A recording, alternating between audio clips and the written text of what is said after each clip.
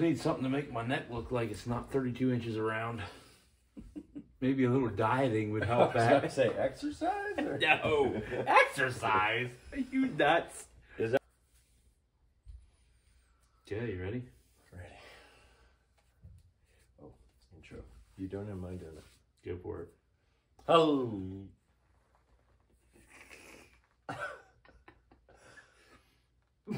Hello and welcome to the Two Hunting Preachers podcast, brought to you by Perry County Whitetails, coming to you live or recorded from 849 Studios today. Yes, sir. Wow. Yes, been sir. a while. It has been a long while. Would you like to explain to the people where we've been? Oh, man, where have I been? Should I record in 4K? No. Nobody wants to see us in 4K. Not even our wives. Too much clarity, even for them. Hello and welcome for the third. Wait. 1, 2. This is the fourth time. Okay. And now this is the fifth. Hello and welcome to the Two Hunting Preachers podcast, presented by the ever-growing and money-making Perry County Whitetails YouTube channel. Yes, folks, I have received my first payout from the YouTube. Wow. Can you believe it? No. I can't hardly either. I could not hardly get all that stuffed into my bank account. Yeah. They had to call and get special clearances to wire that much money to a guy from Perry County. Anyway. Oh, man. Where have you been, Kyle? Tell us. Where haven't I been? Yeah, that would be a more fair question. Yes. When was our last podcast? Oh, man. Spring? I'm going to say it had to have been April or May. Wow. Did we do one during turkey season? Maybe before it. Maybe before turkey season? Did you do a lot of turkey hunting? I did some. Some, yeah. Not a whole lot. I wouldn't say I did a whole lot, but somebody dinged him. Tell him we're podcasting. This is terrible etiquette. Okay, all right. So turkey hunting. Yes. Working. Yeah. Been doing a lot of that. Yep. Worked all summer. Perry County, Idaho, North Carolina. Where have you been? Oh, I've been in Perry County most of the time. Yep. Been in Perry County. Oh, man, just getting ready for this fall. It seems like the older I get, the harder it is to get ready, or the less I prepare. I don't know which it is. Yeah. Or the less time I have, maybe. Yes. Maybe that's what it is. Seems like the weeks are like a day. Yes. Now, you turn around and a week's gone and it's like, wait, what? I was having this conversation with my wife. Yeah? Yeah. Is she getting old too? No, I didn't think so. But what I was saying is I had a trip to Idaho and a trip to the beach planned. And remember, like, when you were a kid? Yeah. It was just like eternity until these things were coming. Yes. But it's not like that as an adult. It was like, I didn't have enough time to get ready. I woke up on Wednesday morning at the beach and I thought, this thing's almost over. I would have never thought that like 10 years ago. I'd been like, we got 2-3 days left. Yeah. 3 days of vacation left. But I guess the end of a thing is better than the beginning thereof. I don't know. There is something about pulling into home. I was about to say, the end of the drive home was way better than the beginning. Yeah. So we hope y'all are doing well out there. I know parts of our country are in disaster right now down south. But hope y'all are doing well. Hope you had a good summer. Yeah. The best part about summer to me really is that it is now over. Yeah. Made it through July and August without dying, which is a feat for a fat man like me. Hot, humid weather and me just don't get along. Yeah. But anyway, thought we'd get together here a little bit on a Tuesday evening and tell y'all what's happening, what's going on at Perry County Whitetails YouTube channel. Like I mentioned earlier, we did become monetized back in March, which is why advertisements, I guess, started showing up on our videos. I was notified by a good friend that, hey, why am I seeing advertisements on your videos? So from March to September, that's how long it took us to make $100 on YouTube. So Wow. if you're in it for the money, just stick with it. Big paychecks ahead. Especially if you have as much talent as we do. Yeah. Anyway, so yeah, we got monetized. We got our first check, which I gotta say was pretty satisfying. Started this YouTube channel back in 2018. It was actually the Friday night before the Pennsylvania Archery opener when I began recording YouTube videos. I go back and watch that video sometimes. Yeah, it's pretty... Yikes. You're pretty fired up in that video about hunting season. Yeah. Yeah, 2018, started the channel. And we recorded our first hunt together that rifle season, which is still the #1 hunting video on our channel. Man, how are we going to top that? I don't know. I haven't been trying, apparently. Freaking frag killer rhinoceros or what? I don't know if I want to do that. I don't think they have them in Perry County, do No. they? No. Yeah. But anyway, so we did the frickin' frack thing for quite a while, but then I got to thinking it didn't sound too good when you just said one or the other. Yeah. So I thought, maybe we better drop that. Although I did steal the tag Frack the Hunter. Yeah. Your Instagram is Yeah. Frack the Hunter? Yeah. Yeah, I totally fell off of all the other social media platforms. You probably wouldn't even know I existed if I didn't have a YouTube channel. I don't know, it's just something about YouTube that I like better than the other stuff. Yeah. I don't know what it is, but so they tell you you're supposed to be consistent on YouTube if you're gonna make it in the long run and build a following, a community or whatever. Which consistency is not my forte, mostly because I found when I tried to be like, okay, I'm gonna put a video out every week, it became like a job to me, which I already have a job. Yeah. You know what I mean? Yep. Like, I don't need another one. Right. So if you're frustrated with the lack of content, get used to it. Because, I mean, I like, during hunting season, of course, I'm going to be making videos because we're out hunting and doing different things. Pretty much, you know, anything that I find interesting and, hey, I can make a video out of this, I do it. If I enjoy it, if it becomes a whole lot like work, you're probably not going to ever see some of that footage. But yeah. And to be fair, you don't have a whole lot of help as far as like if you've ever seen an elk hunting video that I've tried to your last video did pretty well. We got over 1,000 views on it. Wow, that's a personal record there.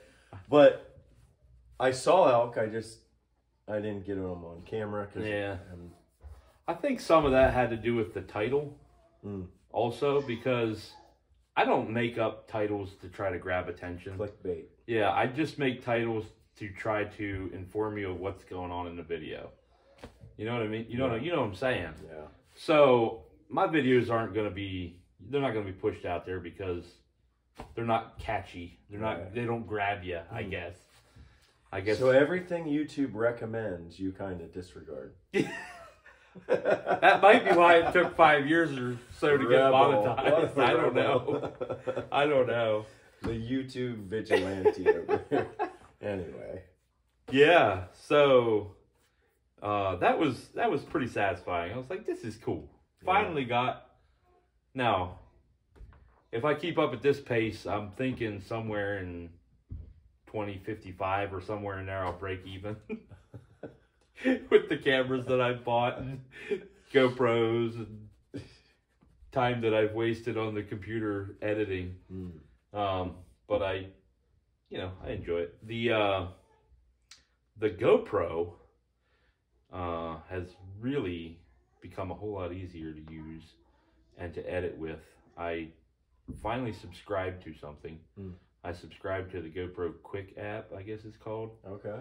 And you can edit your videos right on there. You can add music, cool, effects, all kind of stuff. So I've been using that some this summer, and it's really made the editing part of the YouTube channel a lot easier because I can do it right on my phone. I don't have to be sitting in front of the computer to do it. Like if I have some free time, I gotta kill 40 minutes or something, you know what I'm saying? I can pop on there and I can do a video. I do realize it's not up there with, you know, the Hunting Public or Midwest Whitetail. Have you watched any of their recent videos? No. And this is coming from a guy who I watched a lot of Chasing November. I used to in watch the early years religiously. When it would come out, man, I would be binging Chasing November. But this past season, I watched all but I think 2 episodes of the season they just released this summer. And it's not even reality to me. You know what I mean? Yeah. Like I can't relate to anybody that's on there hunting. Yeah. They shoot these, like this guy shot this buck and he picks up the head like this to show it off. And there's this bag of fat from the buck's chin the whole way to his brisket that's going, whoa, whoa, whoa, whoa. I can't relate to that. You know what I mean? Like that doesn't compute with public land hunting. I mean, private, yeah. But it looks like to me that more and more of these hunting shows it looks like a farm raised animal. I'm sorry, but it does. It looks like a cow or a steer that you have just finished on a sweet feed that you have just finished on a sweet grain diet. You know what I mean? Like that's what it looks like to me. So I know people are going to say, well, you know, they got better soil out in the Midwest. And all. Yeah, okay, whatever. It still doesn't look real to me. Yeah. Anyway, so if you want real hunting content, tune in to Perry County Whitetails. And I'd like to tell you when to tune in, but I don't really know. Generally Sunday afternoons. Yeah. Hey, it's October. Oh, man, October 1st. Can you believe it? October, yes. The leaves are starting to come down. Yeah. I noticed a maple tree today that was losing some leaves. Of course, you've got the walnuts. They seem like they're always the first to go. But yeah, October. Yeah, I'm fired up about this deer season. I think the big swing and the miss on the elk hunt last year, I was all, you know, I shot an elk. Yeah, and it was all about that. But this year it was fueled the fire. I didn't fill a tag, so I'm ready to get after it this year. Yeah. So what's new though? Oh man. Well, what's new is Kyle and I are making our first foray into saddle hunting. Yeah. This is Are we catching the train a little late or what? Well, I figure fads come and go about every 10 or 12 years. So by the time we know what we're doing, the fad will have come back in. So we'll be cool then again. Okay. But yeah, so I got a saddle. I did it a few times last year. Right. And kind of broke the ice and kind of figured out that, okay, there's some things that I need here that just running with, like, I didn't have a platform or anything to stand on. I just used the top step of my stick. Yeah. That was highly uncomfortable. Okay. All right. For me it was. Yeah. Anyway, it was a muddy stick. And I just could not get comfortable. I was fidgeting constantly. I'm like, I'm never going to see anything because I'm constantly moving, you know, shifting my weight. And I have this Hawk Helium saddle that somebody bought for me. I don't know. Top of the line. I do have it, and I used it last year, but it. I don't think I didn't wear it right. Number one, I wore the leg straps way too tight because I was scared of falling out of it. Yeah. So I know for a fact I was doing that. Like, okay, this does not need to be cutting off the circulation to my legs. another thing that I did, like I saddle hunted 3 times. I think 3 or 4 times last year. I did not set my tether height at the right, and then I picked this huge tree. Like the first time out on public land, I'm looking at this tree. I'm like, because it had a crotch like 12 foot up. Yeah. I'm like, if I can just get up above that crotch, I'll feel pretty safe because I got the crotch right below me or whatever, you know. Well, it went up to the crotch and it went like this, and so I'm hanging off the uphill side and constantly like falling downhill. I don't know. It didn't last real long. Put it that way. But yeah, so I got a saddle. I purchased the tethered ESS, Eberhardt signature saddle. And I've used it a couple of times in the yard and kind of familiarized myself with it. Seems to be a whole lot more comfortable than the other one, but time will tell on that. And you are running what? XOP Mondo or something. It was like a package deal. I was more worried about the platform. That's what I wanted. Yeah. And they threw in a saddle for like an extra $50, so I figured that'd be a good place to start. So I'm gonna run that until I deem that I need something of greater value. Yeah, like we were upstairs right before coming down here, and your wife said, "Oh, it looked like I was wearing a diaper because I was walking around with my hunting saddle on." But that thing came with shoulder straps. Yes, I do want to run this year with something to make sure that saddle stays up. I've heard I don't want it to at any point to fall. I don't want to have a scare this year that just totally like ruins saddle hunting for me. So yeah, I am very guilty of wanting the latest and greatest, and Grit came out with a saddle that has big pockets and yada yada yada. Yeah, I saw that. I'm resisting the temptation to. I brought that stuff. I should have it. To just run out and buy it. I'm gonna use what I got and. Yeah, that's probably the wise thing to do. See if I can get the hang of this thing. This year's twofold for me. I need to learn how to saddle hunt so I can practice up for Iowa next year. Yeah, I forgot about that. Yeah. So you got the points that you need to draw next year. 85% draw odds or something. Okay. Like that. Yeah. Me and Johnny Moonwalker. Out there slaying pronghorn. Pronghorn with a Two Hunting Preachers podcast shirt on. Yeah. I'm telling you what, that's a lucky shirt there. You got to wear that every time you go hunting. I don't even know if I have.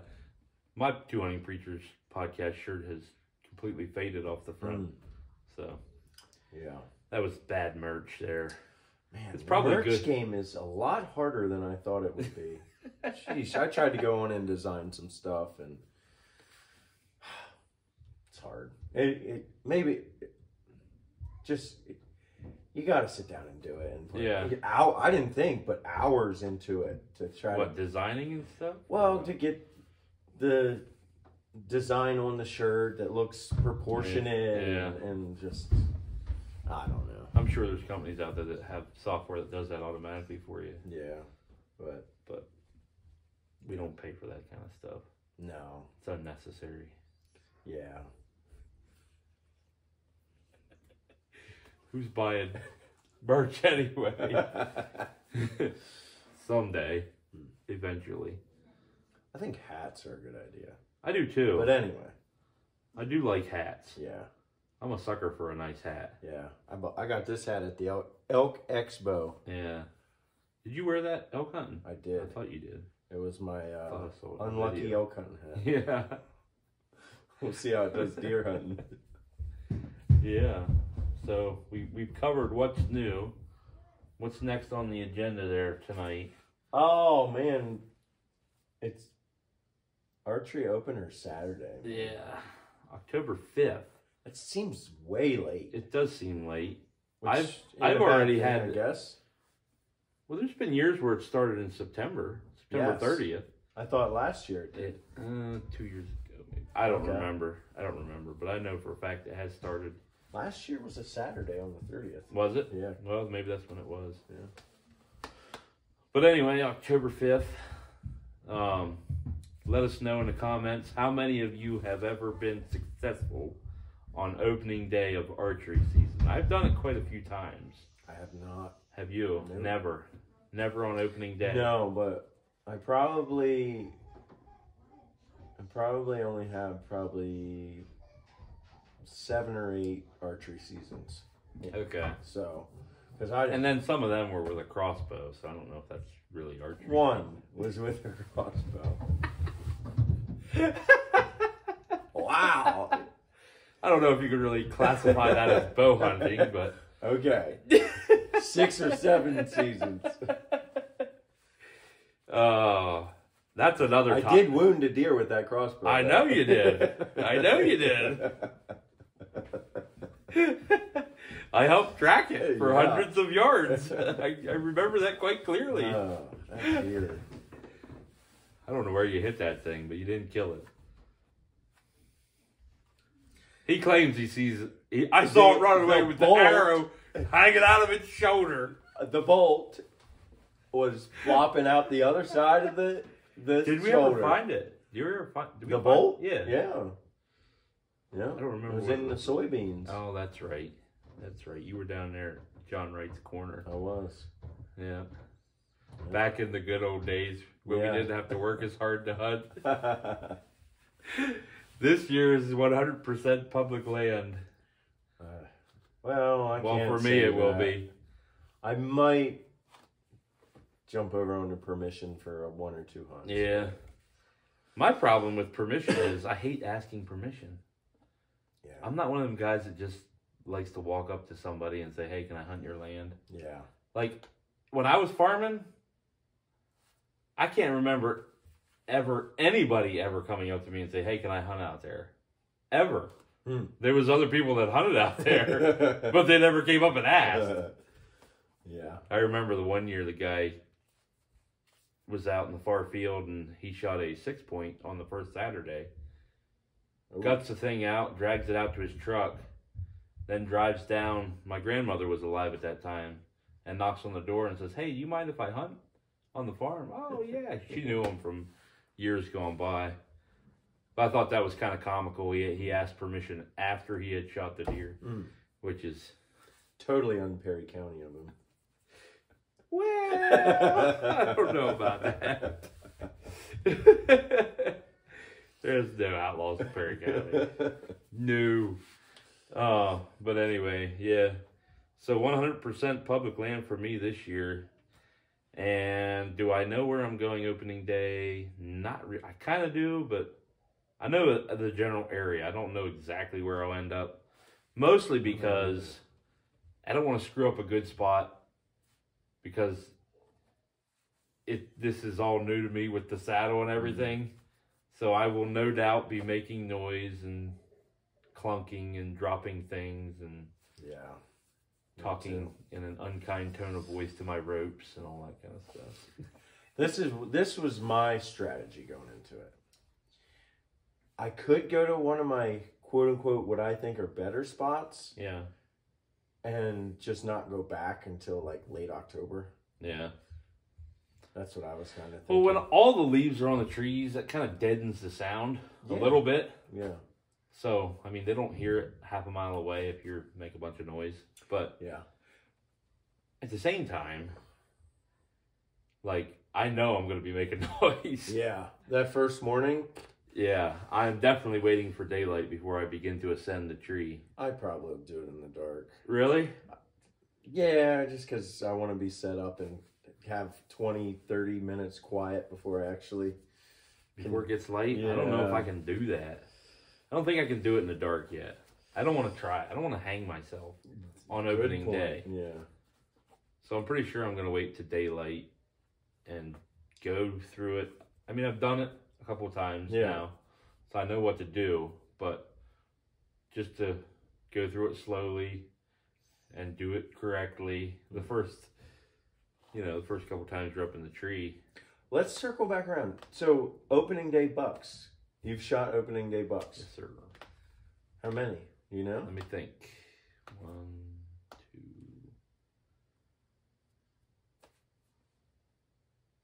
$2 that I can remember right now. Out of 20 seasons. Yeah, probably. Is there a day in the archery season that you've killed? A day you can pin down that, I killed multiple bucks on that day. Opening day would be the only day. But I've killed lots of does on opening day. Okay. Of archery Does. season. Yes. Okay, but $2. But $2 that I can think of right now. Yeah. Yeah, $2. Are you, if you can, are you shooting a doe on Saturday? Oh, yeah. Yeah. Okay. Absolutely. I don't pass up opportunities. Yeah. I don't know what you guys' thoughts on that is. I know when I hunted private land, it was a little bit easier, I guess, to pass up an opportunity at a doe on opening day. Yeah. But really, with public land especially, like, I don't know if I'm getting another opportunity. Yeah. Especially with the amount of, we got 350,000 archery hunters in Pennsylvania this year. 350,000. So if they all go out opening day, I'm not saying they all will, but if they do, like, it's going to be kind of crowded on public land. Yeah. I'm thinking. But, so if I get an opportunity, I'm taking it. I'm definitely going to take it. I'm going to at least try to kill a doe. But, like, I've had seasons before, even when I was hunting on private land, where I passed up an opportunity and then, like, didn't get a deer. And I was like, why did I ever do that? So, yeah, I don't pass them up anymore. Yeah. Yeah. If they're on. You know, I'm pretty sure that bow hunting has gone bonkers. What do you mean? In popularity with this, like, saddles and all this stuff. I think the crossbow thing had more to do with it than, like, saddle Maybe. stuff. Yeah. I see all kind of videos on YouTube that have in the title Opening Day Archery Kill. And so I click on it. And he's shooting a crossbow. Well, to me, that's not really bow hunting. You're shooting it like a rifle. You're using a scope. Yeah. Like, if you actually need to, if you're older, you can't draw, you have a physical thing, I don't care. Right. It doesn't bother me. Yeah. But if Just call it what it is. Yeah, if you're 22 years old and you're scaling 30 feet up a tree and hunting over a corn pile, like, with a crossbow, that's not really an archery kill to me. Yeah. That's just me, though. Like, Yeah. I know other states you're allowed to bait. Yeah. It's funny Some you in say Pennsylvania, that, though, because I just heard a traditional bow hunter, whether it be recurve or longbow, go on a speech about shooting deer over 30 yards with compound bows. Yeah. So it's like levels, right? Yeah. I get it. Yeah. The traditionalists are going to call me an apostate. Yeah. I call the crossbow hunters, they're not really archery hunting. Yeah. But I don't know. The crossbow to me, like, it's not fitted to the person. Yeah. Like, I can shoot crossbow. I'm in your camp. Yeah. And sight it in. And my 17-year-old can kill a deer with it. Yeah. And my 15-year-old can kill a deer with it. Yeah. And my 5-year-old can kill a deer with it. Which makes a good point. They are good to do fun stuff like that, right? Yeah. I've used them that way with my kids who weren't big enough to pull back a bow or, didn't, to try to get them interested in hunting. Mm-hmm. You know what I'm saying? Like, when I was 10 years old, you didn't have to try to get me interested. Yes, I know. I was chomping at the bit. Like, ain't I 12 yet? Like, Yeah. come on. Yeah. I want to go hunting. So I've always had that drive. Like, for as long as I can ever remember. My uncle used to get the Buckmasters magazine, and he'd give them to me when he was done. Like, I just sit there for hours and just look at these bucks, and like, I just knew I was going to kill a slammer the first time I went out. So I never had a problem with that. Yeah. I guess for some young folks, it's hard to get them into hunting because they have so much. Yeah. Like, they have all the entertainment they want. They have all the sports they want. If any sport they want to play, they can play it. There's leagues at practically any time of the year. You know what I mean? It's hard to compete with that. Yeah. With hunting. Like, you could possibly see nothing. Right. Yeah. You know what I mean? Yeah. You may go sit there for 4 hours and see nothing. Yeah. Well, I was up on the mountain with the guy out in Idaho this year. He's I don't know, 60, but I was talking to him. I was like, "Did you play sports in school?" Or because he'll throw football and shoot basketball with the grandkids and all that stuff. He's like, "Nope, it was hunting season." I was like, yeah, amen. That's what I'm talking about. But yeah, I early on I was into it, and no one in my family hunted. Yeah. So I had a boss, my first boss, let me go with his family out, and I ended up shooting a deer. And then life happened there. I was out to lunch for those couple years. Yeah. And then got married, got back around a hunting family. Yeah. And just dove right in again. Much to my wife's chagrin at times. But anyway. She didn't know she was part of a hunting family. We were really not a hunting family. Well, you and your brothers. Yeah. Couple Dad brothers. didn't hunt. Yeah. I can remember one time going squirrel hunting with Dad. Yeah. In my entire life. Maybe twice. Yeah. But it wasn't a thing that he really did. Dean Snyder, on the other hand. Yeah. It's interesting because that's like same situation with my dad. It wasn't him really who got me into hunting or really cared about it. Right. It was. So you don't really know who you're going to affect towards the sport of hunting. Right. When you love something, that thing is contagious, especially the young people. Yeah. You know what I mean? Like, the guy who got me into hunting, like, he was our Sunday school teacher, but his love for it was just, like, contagious. Yeah. It rubbed off on you. Yeah. And you wanted to be like him. You know what I mean? Yeah. Maybe that's what we're missing.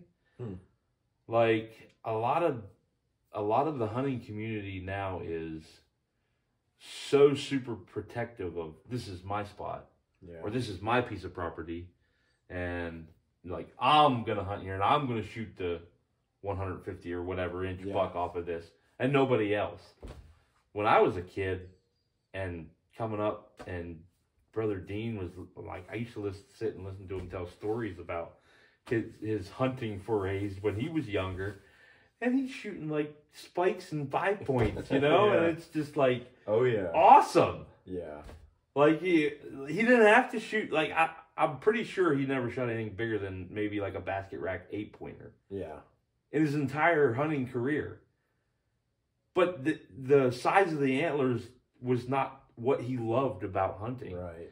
You know what I mean? I almost feel like big deer were almost like mythical back. They were. When we were like teenagers or like you would hear young teenagers. Yeah. You would hear other people around the valley like, so-and-so saw a 12-pointer. You're like, what? Or you went into Hawks and looked at the pictures and was like, wow. Yeah. He shot. There's a blast from the past. Yeah, man. Hawks Warehouse. I used to ride my bike down there. I say all the time. A couple times a week, I would say. I was down there. He probably thought I was shoplifting. Much time as I spent in there and didn't buy anything. Yeah. One time when I was, I don't know, I was probably 12, 13. I just started hunting. And so I wanted to get a grunt call or some sort of call. Well, they had this thing called, I think it was some sort of bleat call. I think it was supposed to be a fawn bleat. Okay. So I was in there, I was reading all the packages, trying to figure out which the best call would be, Yeah. It says, so I'm reading this package and it's saying, like, okay, you hold it this way and you blow this many times into it.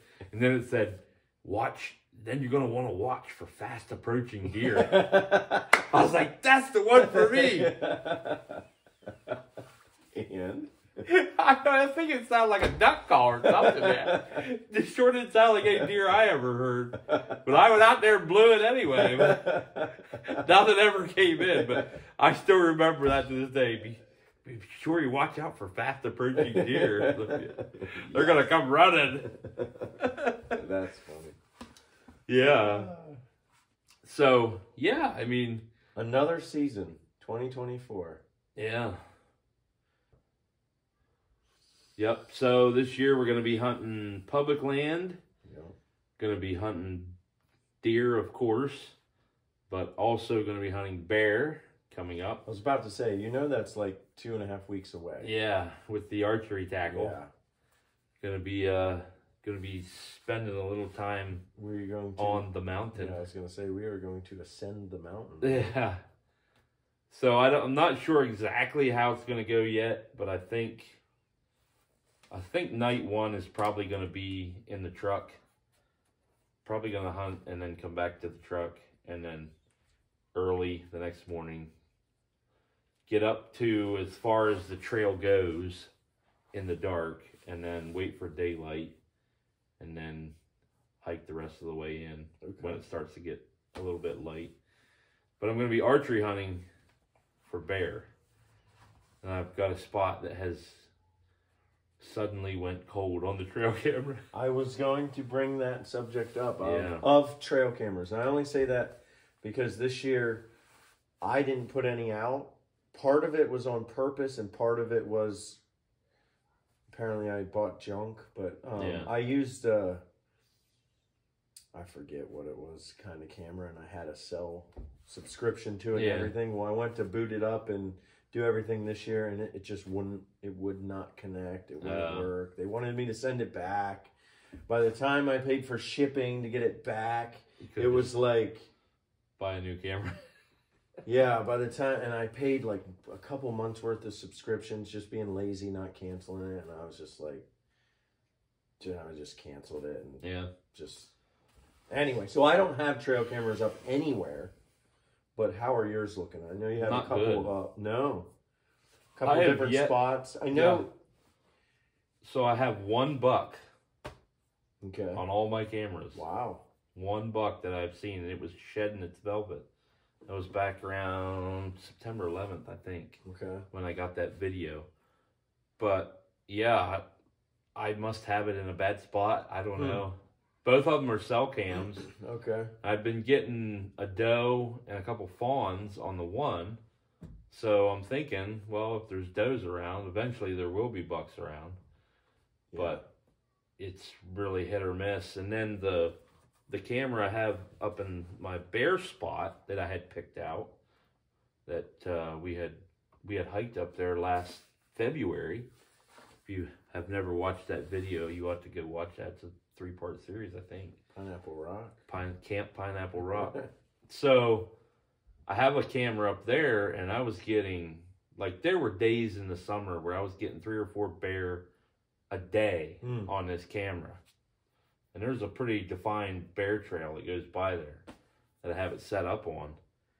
Well, the second week of September, I had a young bear, not long after I put the new camera up. Now, the first camera, they had bitten the antenna off of it, so it quit transmitting pictures, and the batteries went dead. But we hiked back up there and replaced it with a new cell cam. And second week of September, I was still getting bears going through there pretty regularly. And I had a young bear that messed with it every time he went by. Every time he went by the camera, he'd mess, he'd nose with it, he'd paw at it. And he ended up moving it around the tree 3 different, like, he moved it here, he moved it here, he moved it back this way. Then the last time he was there, he spun it completely around. Now it's facing the exact opposite direction of the bear trail. And I've gotten a bobcat on it twice. Okay. Just the first time I've ever gotten a bobcat on camera. But I have not seen a bear since then. So I don't know if they're still using it and I'm not just not getting it because the camera's been moved, or if will you it approach is dead. that spot anytime soon, or is that later? Yeah, I'm not going to be up there probably till the end of October. Yeah. I'm thinking the last weekend of October probably is my target weekend to, get up there and actually get after the bears. So, I was really counting on that camera to try to, because I don't know what I'm doing. Right. You know what I mean? I don't know bears. Right. I haven't been around them. I have never tried to hunt them before. Right. I mean, I bought a bear tag just in case I saw one. Right. That kind of thing. But I really don't know their habits. I went back this summer and I was watching old Pennsylvania Game Commission videos. They did a study, I think, late 80s, early 90s. Oh, wow. They did a black bear study in Pennsylvania. And I watched that whole documentary thing, trying to gain some knowledge about black bears in Pennsylvania, what kind of areas they like, Yeah. I would say the majority of the ones shot have to be just, I was deer hunting and I had a bear tag and one walked by. Well, I don't think. In archery season? Maybe in archery season. I have never heard someone say, I'm going archery bear hunting. Yeah. You know what I mean? Specifically. But I know rifle season, they do a lot of they do a lot of driving. Right. But you're talking about archery season. I'm talking about, I'm going out to hunt a bear with my bow. Yeah. Like, that seems foreign to me. I don't hear a lot of it. No. That doesn't mean it doesn't exist. Right. I don't hear a lot of it. Yeah.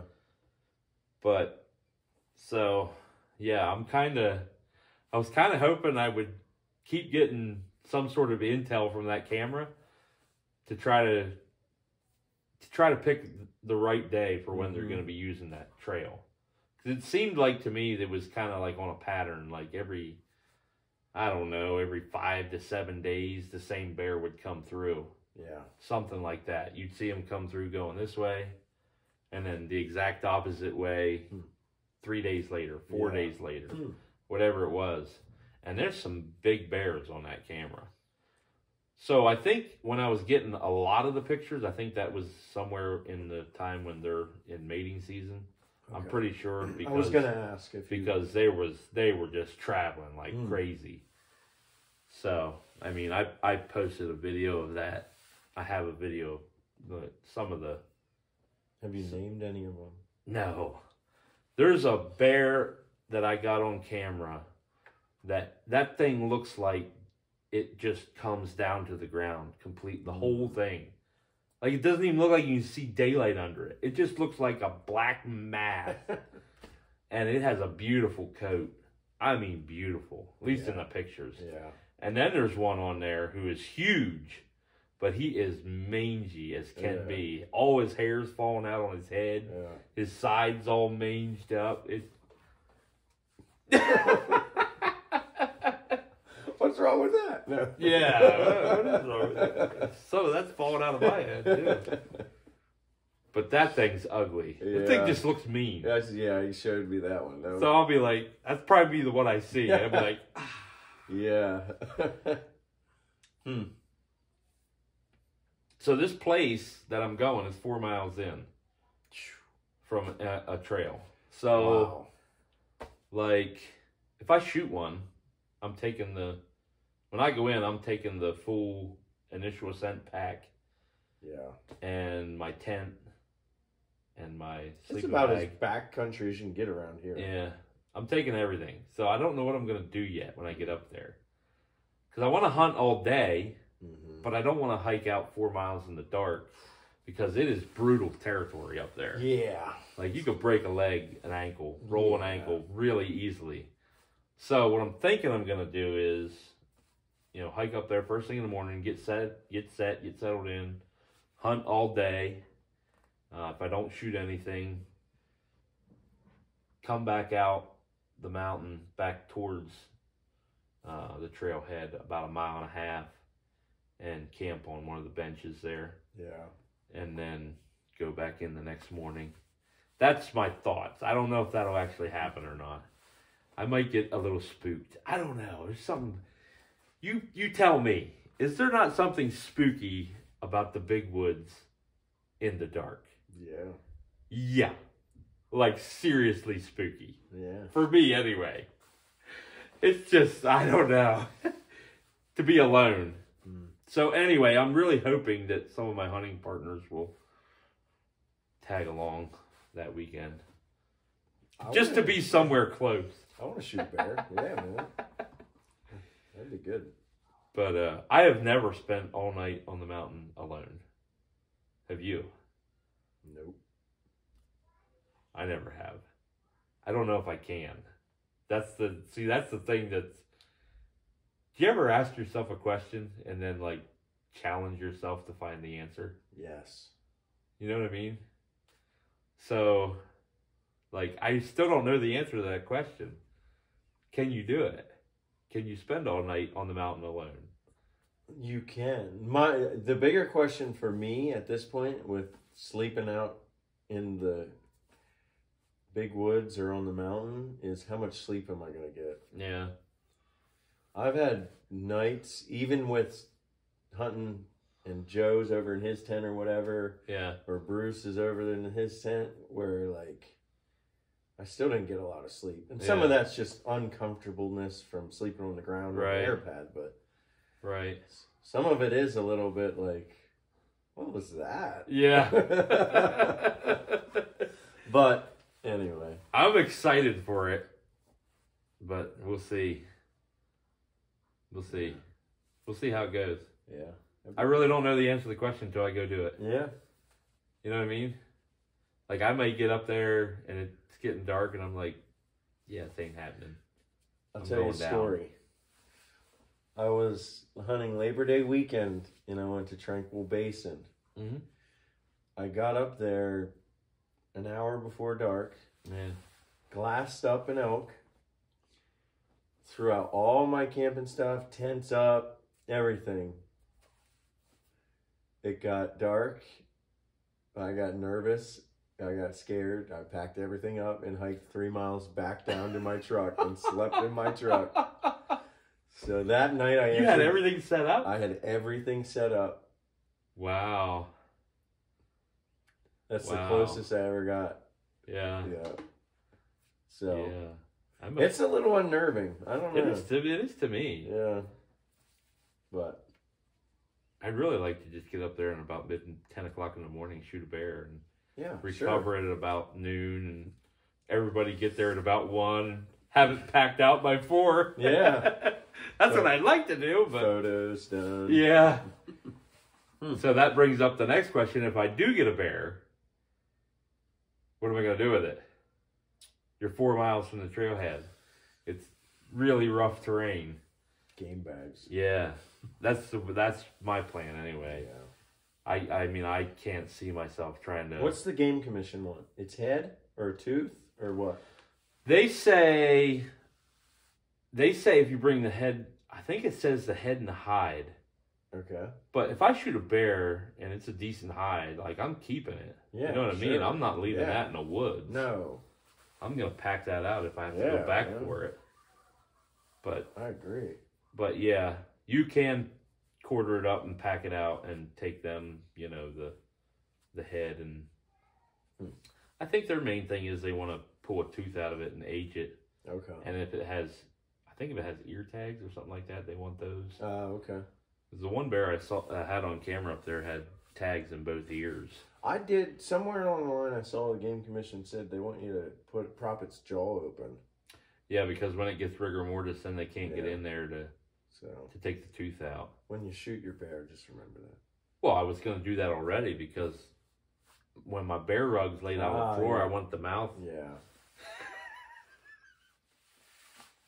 I don't know if it's just me, but I think it would be really cool to swing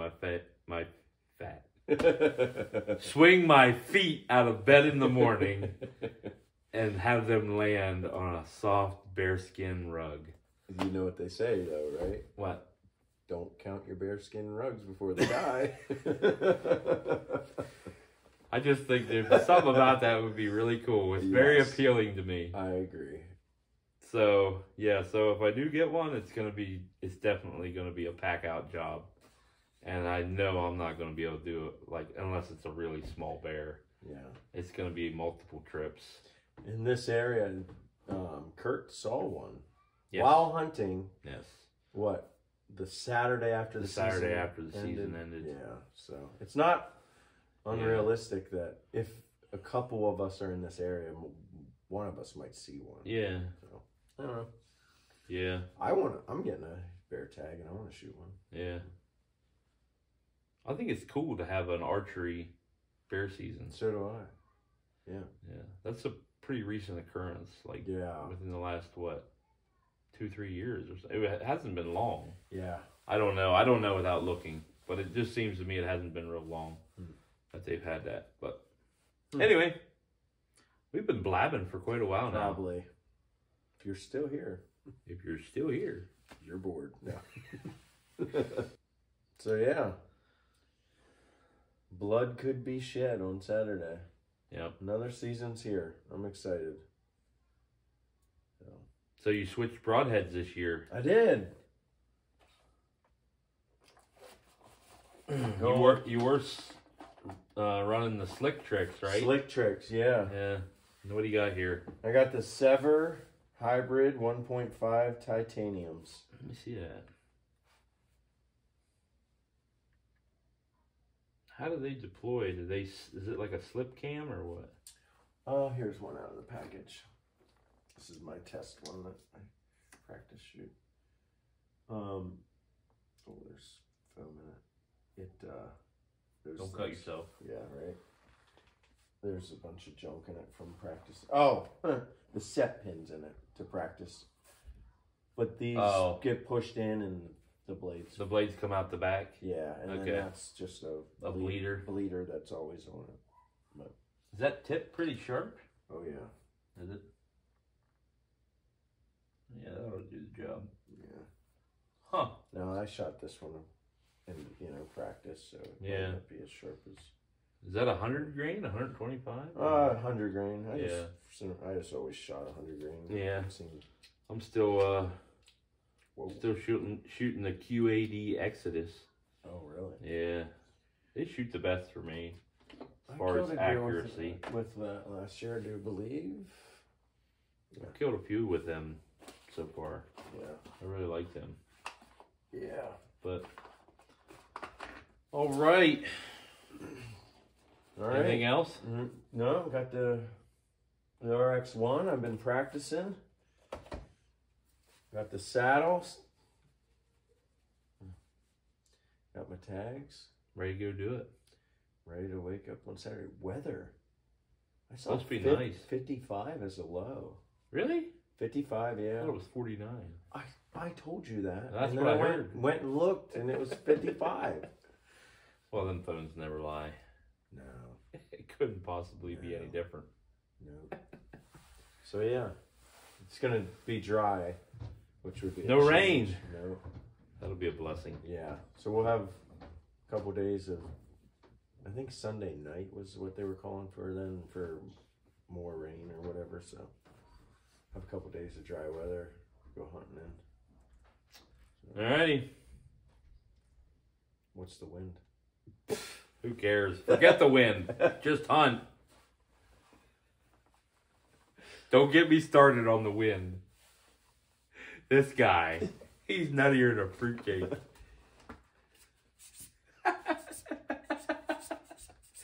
You ought to buy stock in that stuff. Good grief. You gotta hunt the wind, people. No, you don't. You got to. You gotta hunt the animal. Depending on the wind. No. Forget the wind. When we go elk hunting, if you're not hunting... I'm not hunting elk. I'm hunting whitetails. Oh, all right. Okay. I know. A lot of people are going to say I'm full of beans. But I have hunted straight from the oil truck with oil all over my clothes and had deer walk right underneath of me and never know I was there.